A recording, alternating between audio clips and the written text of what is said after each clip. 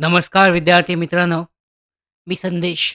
नोकर भरती या यूट्यूब चॅनलमध्ये आपल्या सगळ्यांचं पुन्हा एकदा स्वागत करतो. आदिवासी विकास विभाग भरती जी आहे, या भरती अंतर्गत 611 विविध जी पदे आहेत, विविध संवर्गातील 611 पदे भरली जाणार आहेत. यामध्ये पाहू शकता गृहपाल पुरुष, गृहपाल स्त्री आहे, त्यानंतर संशोधन सहाय्यक आहे, यानंतर उपलेखापाल आहे, मुख्य लिपिक असे विविध जी पदे आहेत, आदिवासी विकास निरीक्षक अशी विविध पदे भरली जाणार आहेत. आता यामध्ये सिलेबस आणि एक्झाम पॅटर्ननुसार पाहू शकता 200 गुणांची परीक्षा घेतली जाणार आहे. यामध्ये मराठी, इंग्रजी, सामान्य ज्ञान आणि बौद्धिक चाचणी आहे. 120 मिनिटांचा वेळ असणार आहे. यामध्ये पाहू शकता 25 प्रश्न मराठी व्याकरणवर असणार आहेत 50 गुणांसाठी.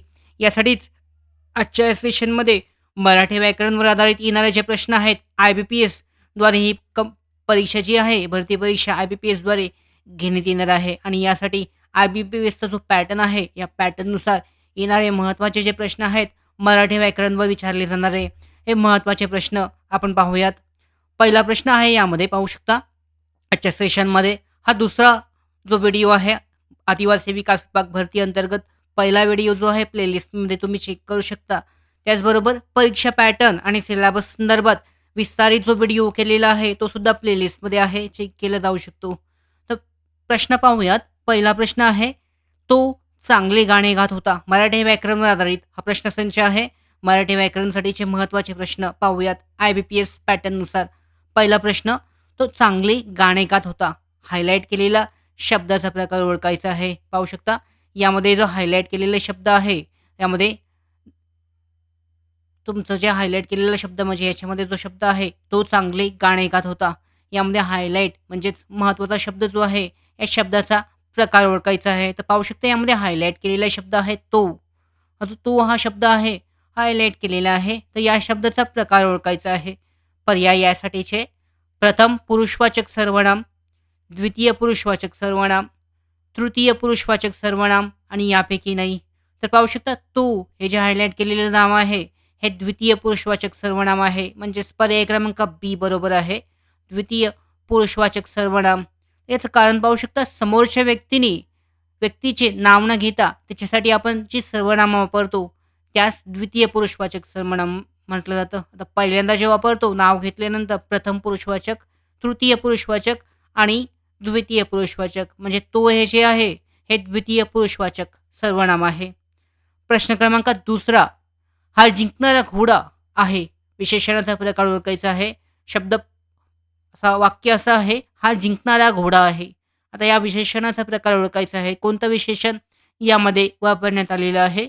पर्याय: नामसाधित विशेषण, अव्ययसाधित विशेषण, समासघटित विशेषण आणि धातुसाधित विशेषण. त्याचं बरोबर उत्तर आहे हा जिंकणारा घोडा हे जे आहे, विशेषणाचा प्रकार आहे धातुसाधित विशेषण. पर्याय क्रमांक डी बरोबर आहे. याचं कारण पाहू शकता क्रियापदातील मूळ शब्दाला धातू म्हणतात. जो मूळ शब्द असतो याला धातू म्हणतात.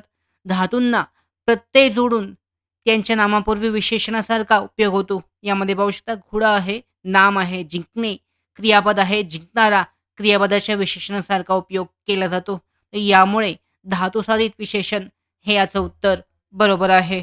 तर परीक्षेमध्ये जे असे प्रश्न विचारले जातात, याचा अंदाज तुम्ही लावू शकता. तुमचं जर बेसिक व्याकरण जे आहे, म्हणजे प्रकार ओळखताना जे प्रकार माहीत असणं आवश्यक आहे, की कशा पद्धतीने प्रकार ओळखायचे आहेत, तर तुम्ही देऊ शकता. तिसरा प्रश्न विग्रह करायचा आहे. त्यामध्ये शब्द आहे जगत आणि ईश्वर. त्या जगत आणि ईश्वरची जी पूर्ण जे विग्रह आहे, पूर्ण जोड शब्द जो तयार होईल, हा कोणता असेल? पाहू शकता पर्याय: जगदेश्वर, जगतीश्वर, जगदीश्वर आणि जगदेश्वर.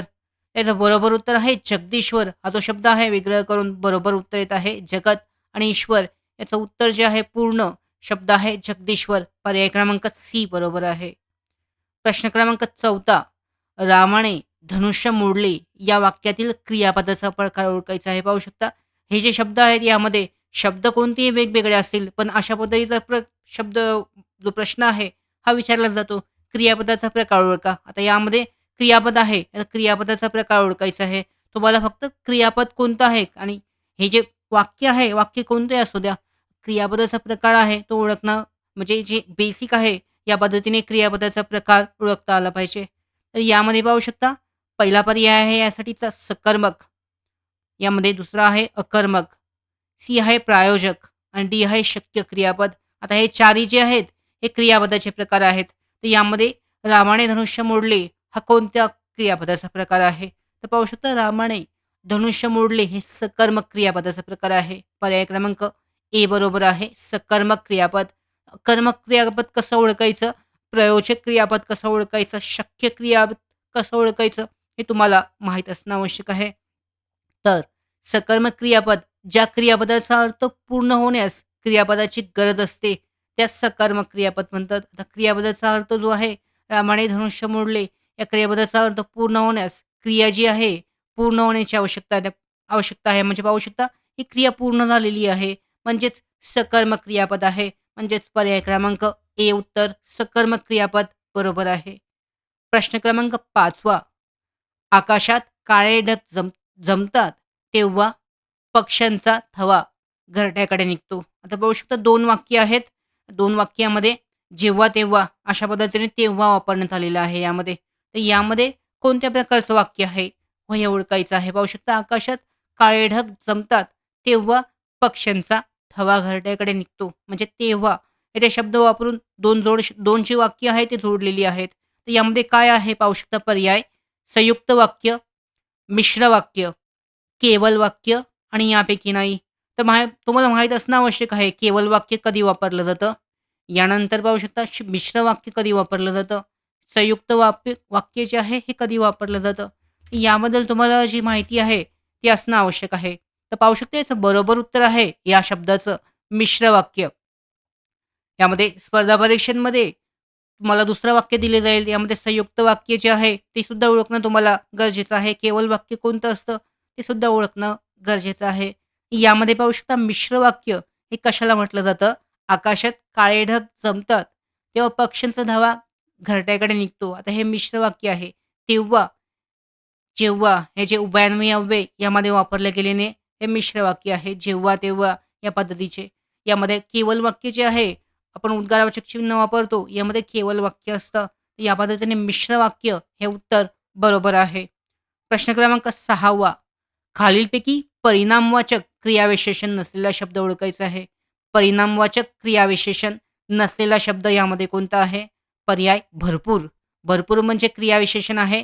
परिणामवाचक विशेषण नसलेला शब्द ओळखायचा आहे. परिणाम होतो भरपूर जास्त आहे.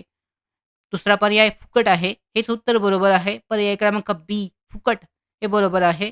सी पर्याय आहे पुष्कळ आणि डी आहे अत्यंत. हे संख्यावाचक आहेत पाहू शकता. तर यामध्ये फुकट हे परिणामवाचक क्रियाविशेषण नाही आहे. पाहू शकता फुकट जे आहे हे परिणामवाचक क्रियाविशेषण नाही आहे. बाकी सगळे परिणामवाचक आहेत.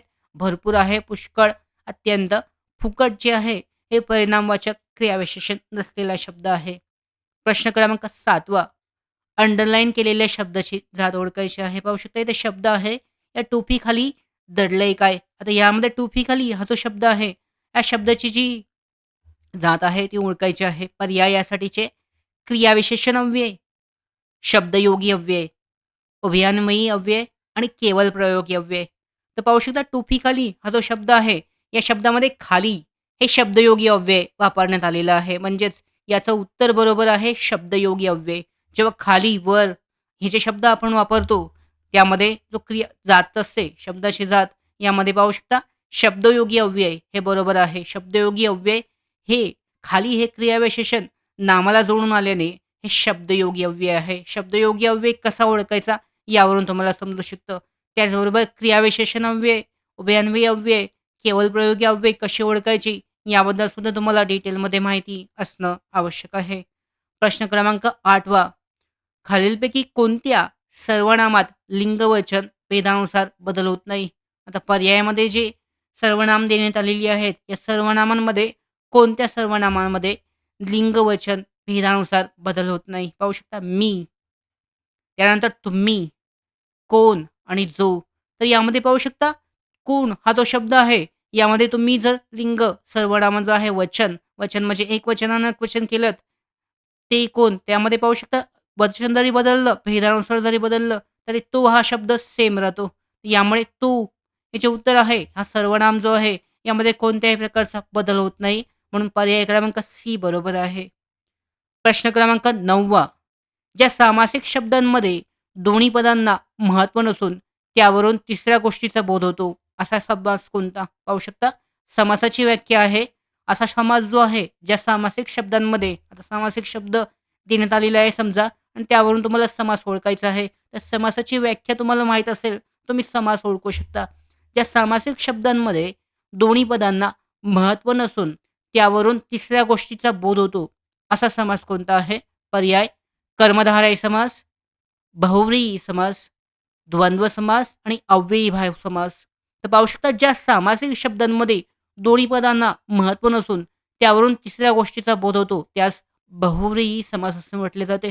समजा एखादा तुम्हाला स उदाहरण दिलं याच्यामध्ये एखादा शब्द दिला आहे आणि तो शब्दावरून तुम्हाला बहुव्रीही समास कोणता आहे ओळखायचा आहे. तर पाहू शकता बहुव्रीही समास जो आहे यामध्ये शब्दांमध्ये पदांना दोन्ही पदांना जे दोन्ही शब्द असतात दोन्ही पदांना महत्त्व नसून त्या पदांवरून तिसरी जी गोष्ट असते तिसऱ्याच गोष्टीचा त्यावरून अर्थ निघतो, बोध होतो.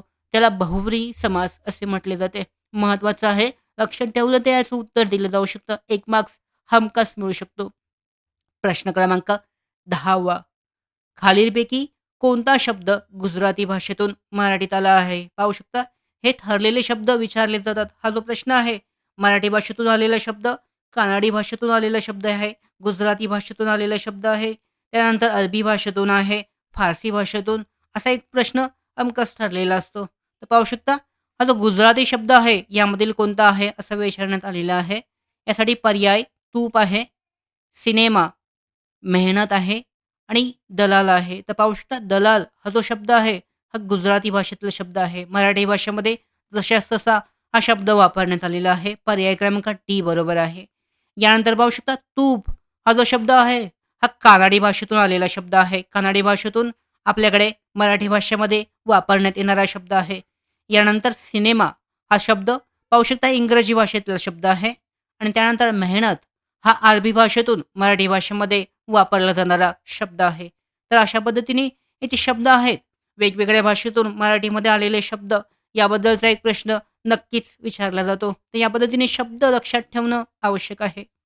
याबद्दलची महत्त्वाची माहिती आदिवासी विकास विभाग भरती प्रक्रिया लवकरच परीक्षेची तारीख जी आहे जाहीर केली जाणार आहे. तर यामध्ये पाहू शकता IBPSचा जो पॅटर्न आहे, IBPSच्या पॅटर्ननुसार आम्ही भरती परीक्षेसाठीची जी तयारी करण्यासाठी ऑनलाईन टेस्ट सीरीज आणि जी कोर्स आहे, तो कोर्स लॉन्च केला आहे.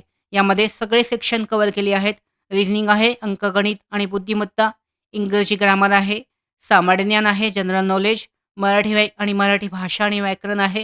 हे सगळे सेक्शन टॉपिकनुसार यामध्ये PDF फाइल्स उपलब्ध आहेत. दररोज नवीन सराव प्रश्नपत्रिका अपलोड केल्या जातात. सब्जेक्ट वाईज प्रश्नसुद्धा उपलब्ध आहेत. त्याचबरोबर जे MCQ आहेत, याच्या PDF ज्या आहेत, ह्या PDF सुद्धा यामध्ये उपलब्ध आहेत. तर तुम्ही चेक करू शकता. फक्त ₹59 मध्ये हा जो कोर्स आहे, हा कोर्स उपलब्ध आहे. आदिवासी विकास विभाग भरती प्रक्रियेसाठीचा जो नोकर भरतीचं मोबाईल ॲप्लिकेशन जे आहे, प्ले स्टोअरवरून तुम्ही डाउनलोड करून हा जो कोर्स आहे, तो तुम्ही घेऊ शकता. याची लिंक आहे डिस्क्रिप्शन बॉक्समध्ये. त्याचबरोबर प्ले स्टोअरवर जाऊन नोकर भरती सर्च करून तुम्ही ॲप डाउनलोड करू शकता. पुढचा प्रश्न पाहूयात. प्रश्न क्रमांक 11 नामाची व्याप्ती मर्यादित करणाऱ्या शब्दास काय म्हणतात? नामाची जी व्याप्ती असते, या व्याप्तीला मर्यादित करणाऱ्या शब्दास काय म्हटले जाते? पर्याय यासाठीचे विशेषण, सर्वनाम, क्रियापद आणि चौथा पर्याय आहे डी अव्यय. तर पाहू शकता नामाची व्याप्ती मर्यादित करणाऱ्या शब्दास विशेषण म्हणतात. म्हणजे पाहू शकता एखादा शब्द तुम्ही डोंगर हा जो शब्द वापरलेला आहे. आता ह्या डोंगरच्या शब्दाची व्याप्ती तुम्हाला मर्यादित करण्यासाठी तुम्ही वापरलं तर डोंगराचं नाव आहे. म्हणजे डोंगराचं नाव तुम्ही सांगितलं डोंगर आहे, फक्त एक डोंगर, सातपुडा डोंगर म्हटलं, तर सह्याद्री डोंगर म्हटलं, तर नामाची व्याप्ती विशेषतः त्या डोंगरापुरता मर्यादित झाली. तो डोंगर जो आहे एक डोंगर आहे सगळेच. पण सह्याद्री म्हटल्यानंतर फक्त सह्याद्री आली.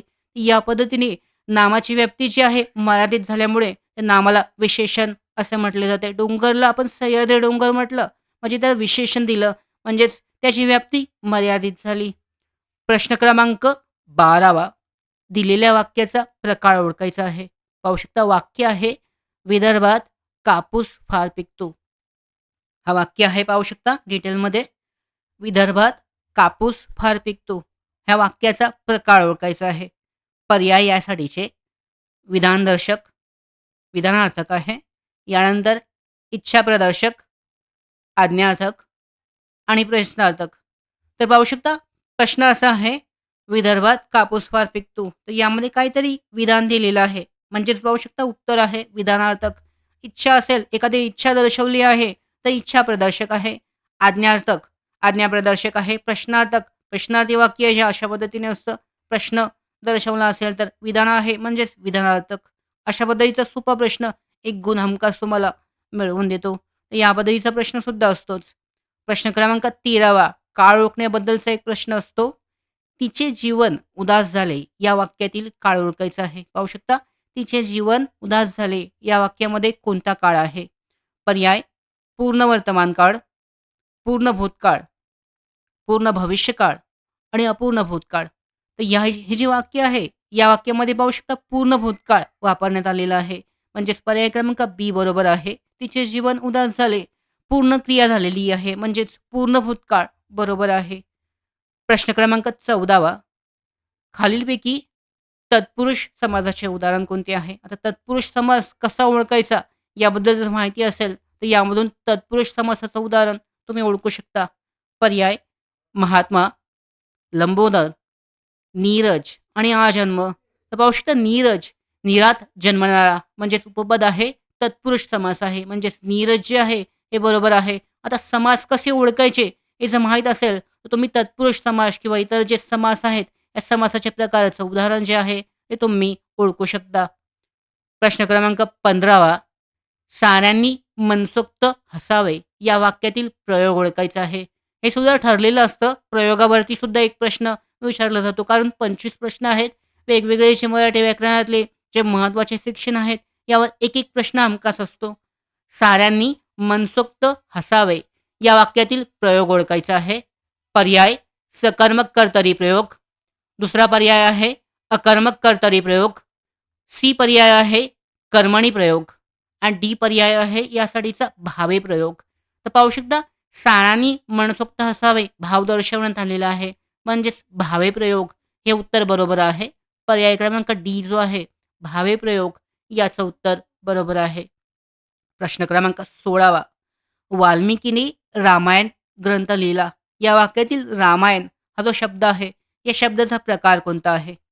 पर्याय यासाठीचे कर्ता आहे, कर्म आहे, क्रियापद आहे आणि विशेषनाम. तर पाहू शकता वाल्मिकी हा कर्ता झाला. त्याच्यानंतर कर्म, कर्म जे आहे ग्रंथ लिहिण्याचं कर्म आहे. क्रियापद यामध्ये रामायण आहे. यामध्ये विशेषनाम जे आहे रामायण म्हणजेच ग्रंथ आहे. एक ग्रंथ, दोन ग्रंथ विशेषनाम देण्यात आलेलं आहे. म्हणजेच रामायणसाठी विशेषनाम हे उत्तर बरोबर आहे. वाल्मिकीने रामायण हा ग्रंथ लिहिला या वाक्यातील रामायण हा शब्दाचा प्रकार म्हणजेच विशेषनाम हे उत्तर बरोबर आहे. पुढचा प्रश्न 17वा प्रश्न.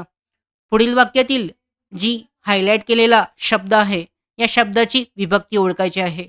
शब्द असा आहे पी.टी. उषाने सुवर्णपदक मिळवले. पाहू शकता शब्द असा आहे पी.टी. उषाने सुवर्णपदक मिळवले. आता पाहू शकता याच्यामध्ये शब्द जो आहे हायलाइट केलेला, अंडरलाईन केलेला उषाने या शब्दासाठी जी आपण विभक्ती आहे ही विभक्ती ओळखायची आहे.